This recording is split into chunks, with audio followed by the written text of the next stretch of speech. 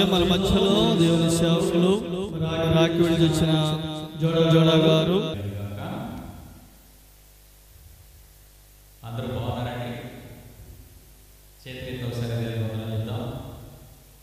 హల్లెలూయా. మరి గత 2-3 సంవత్సరాల నుంచి మేము ఇక్కడికి రావడానికి చూపిస్తూ ఉన్నారు. ఏరియా మరి ఇక్కడ లేకపోయినప్పుడు కూడా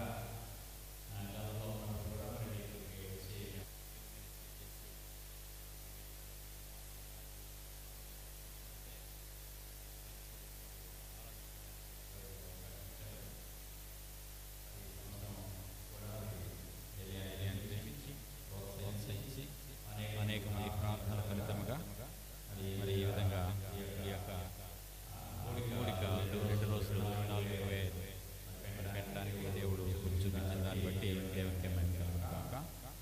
ఒక వచనాన్ని మనం చూద్దాం. లూకా సువార్త 19వ అధ్యాయం 10వ వచనాన్ని మనం చూసినట్లయితే ఈ విధంగా ఉంటుంది. కొంచెం మైక్ అవసరమమ్మా.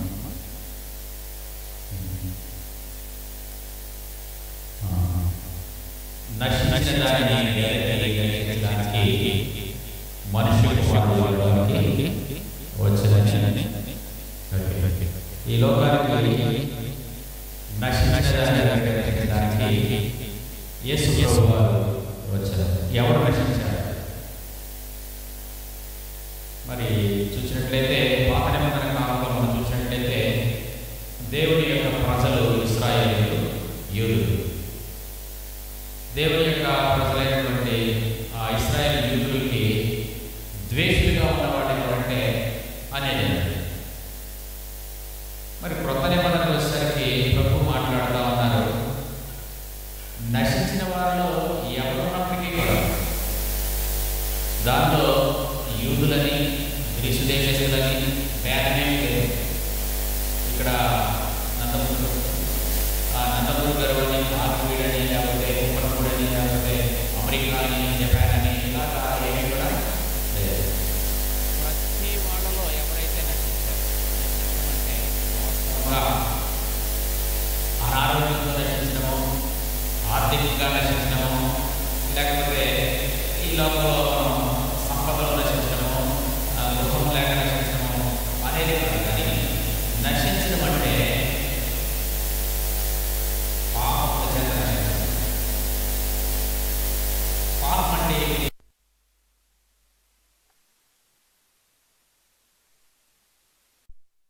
ఆజ్ఞాతిక్రమం పాపం. మరి దేవుడు చెప్తా ఉన్నాడు, నా మాటలు మీరు వినాలి,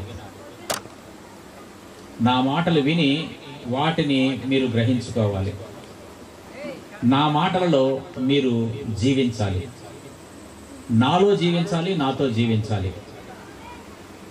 మీరెవరో తెలుసుకోవాలి. మనం తెలుసుకోవాలి అనంటే అందరూ అంతటా పాపం చేసి దేవుడు అనుగ్రహించిన మహిమను పొందలేకపోతున్నామంటే అందరూ పాపులు. ఇది మొట్టమొదటిగా మనం గుర్తించవలసినటువంటి విషయం. నువ్వెప్పుడైతే నీవు పాపివి అని గ్రహించావంటే ఆ పాపానికి విముక్తి. నువ్వు పాపివి అని అంటే నువ్వు నశించావు. కనుక ఈ పాపం పోవాలి అంటే, నీవు నాశనానికి వెళ్ళకూడదు అంటే దీనికి విరుగుడు ఏమిటి అని అంటే, ప్రభు ఆయన నీ కొరకు నా కొరకు ఈ లోకానికి రావాల్సిన అవసరం వచ్చింది. ఆయన ఈ లోకానికి వచ్చారు. ఎలా వచ్చారు అంటే, దైవ కుమారుడు మానవుడిగా వచ్చారు. మానవుడిగా వచ్చి ఆయన మనకలాగానే జీవించారు. కానీ మనకి ఆయనకి వ్యత్యాసం ఏంటంటే, మనం పాపులుగా జీవించాం, ఆయన పరిశుద్ధుడిగా జీవించాడు. లోకం పాపం చేయడానికి ఎంతో అవకాశం ఉంది, కానీ ఆయన పాపానికి ఎక్కడా కూడా లోనవ్వలేదు, పాపానికి ఎక్కడా కూడా లోబడలేదు.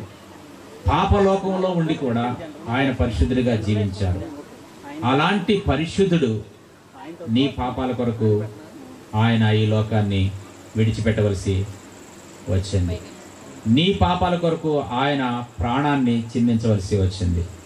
ఆయన ఈ లోకాన్ని విడిచి తండ్రి కుడిపార్శ్వాన్ని ఈ రోజున కూర్చున్నారు. తండ్రి కుడిపార్శ్వాన్ని కూర్చుని, ఇక్కడ నందమూరి గారులో కొంతమంది ఉన్నారు, ఇక్కడ కొంతమంది ఒక మీటింగ్ పెడతా ఉన్నారు. ప్రభువా, దేవుడికి మాట్లాడుతున్నారు యేసు ప్రభు వారు కుడివైపున కూర్చొని. కనుక ఈ యొక్క నందమూరి గారులో ఈ మీటింగ్ ద్వారా కొంతమంది రక్షించబడాలి అని. ఎస్, ఈ రోజున మేము రాత్రి కూడా మాట్లాడుకున్నాం అన్నట. ఎన్నో చోట్ల మీటింగులు జరుగుతూ ఉన్నాయి. ఈ మీటింగులు జరుగుతూ ఉన్నప్పుడు లైటింగ్ ఎలాగుంది, సౌండ్ సిస్టమ్ ఎలాగుంది, ఆర్కెస్ట్రా ఎలా ఉంది, డెకరేషన్ ఎలాగుంది, వాక్యం ఎలా చెప్పారు, ఇవన్నీ కూడా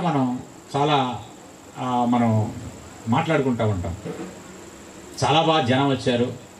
మరి పోయినసారి జేమ్స్ గారు పెట్టినప్పుడు కూడా చాలామంది వచ్చారు. అక్కడ జేమ్స్ గారు మా స్పీకర్గా వచ్చినప్పుడు ఆయన లేట్ అయినా కూడా చాలామంది అలాగ కనిపెడుతూనే ఉన్నారు. ఓకే, అంతా అయిపోయింది. లాస్ట్లో మనం వెళ్ళేటప్పుడు మీటింగ్ బాగా జరిగింది, చాలామంది వచ్చారు. అక్క చాలా బాగా పాట పాడింది, అన్నయ్యలు చాలా బాగా ప్లే చేశారు, ఆరాధన బాగా జరిగింది. గప్చిప్ అయిపోయింది. ప్రియమైన దేవుని బిడ్డలారా, ఈ సమయం ఎలాంటిది అంటే నీవు అలాగా నిర్ణయించే సమయం కాదు, నీవు వాటి గురించి తర్కించే సమయం కాదు.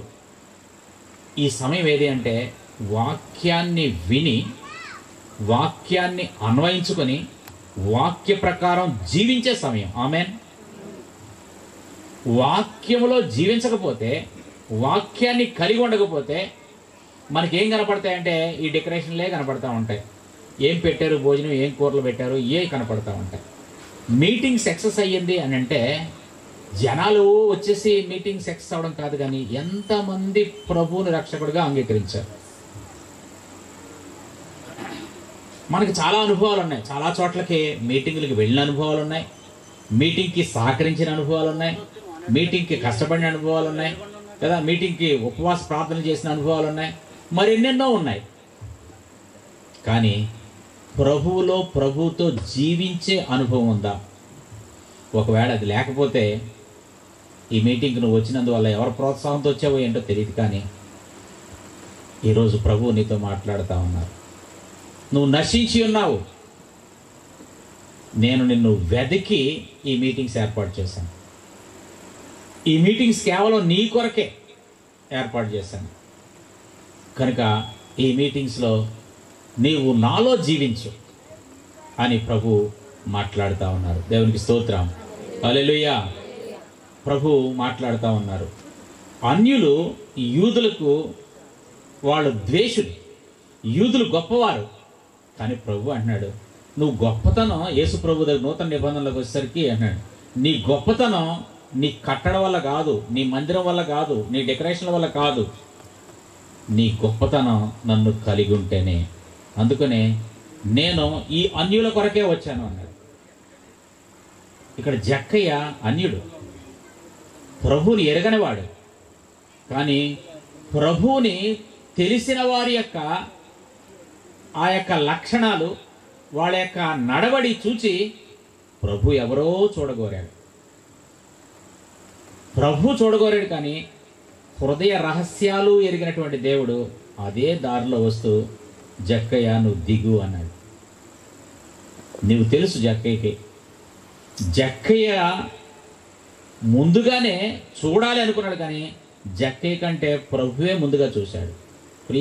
ప్రియమైన దేవుని బిడ్డ, నువ్వు ఇక్కడ కూర్చున్నావో, మరి ఎక్కడి నుంచి ఈ మాటలు వింటున్నావో, దేవుడు నిన్ను ఎరిగి ఉన్నాడు, నిన్ను ఆహ్వానిస్తూ ఉన్నాడు, నీ పాపాలు విడిచిపెట్టమంటున్నాడు.